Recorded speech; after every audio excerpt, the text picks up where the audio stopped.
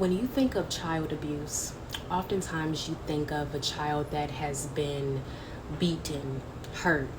You think of, a child locked in a basement, not given food or water, not given clothing, not given a nice bed to sleep on. You think of a child just going through torture. Okay, that's what a lot of people think childhood abuse is when a child is tortured. Okay, when you think of things like children that have been like locked in closets, children that have just been, just severely, just physically abused.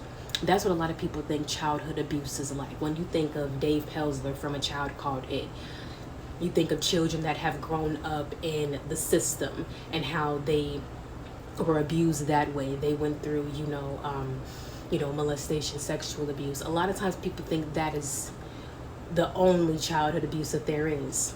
Those are more severe forms of it.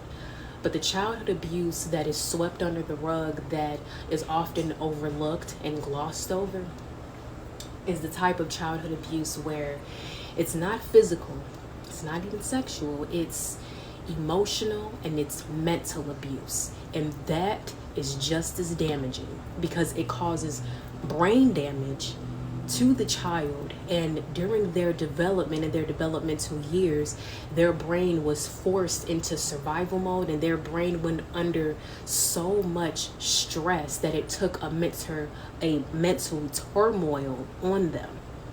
A lot of times when you see, adults, and you see that they look very malnourished, like they may be very, very underweight, or maybe they may struggle with being severely overweight or obese, and you wonder what has happened. It's because of the chronic stress that they are constantly in. When they did not have that strong development, that is the outcome.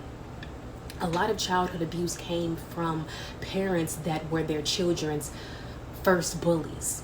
These are the parents that just verbally and emotionally abused their children, just said horrible things to their children that a parent is not supposed to even say to their child. It's as if these parents forget that that is their own offspring. They forget that they created this child, brought this child into this world, and that's how they speak to them, that's how they treat them. When parents are supposed to love their children unconditionally, protect them from hurt, harm, and danger, but the hurt, harm, and danger is existing in the home. This world is bad enough. And their home was supposed to be a safe space, but it wasn't. It was a war zone. It felt like an enslavement. It felt like a prison. And that's the basis for narcissistic abuse that children go through. It's awful.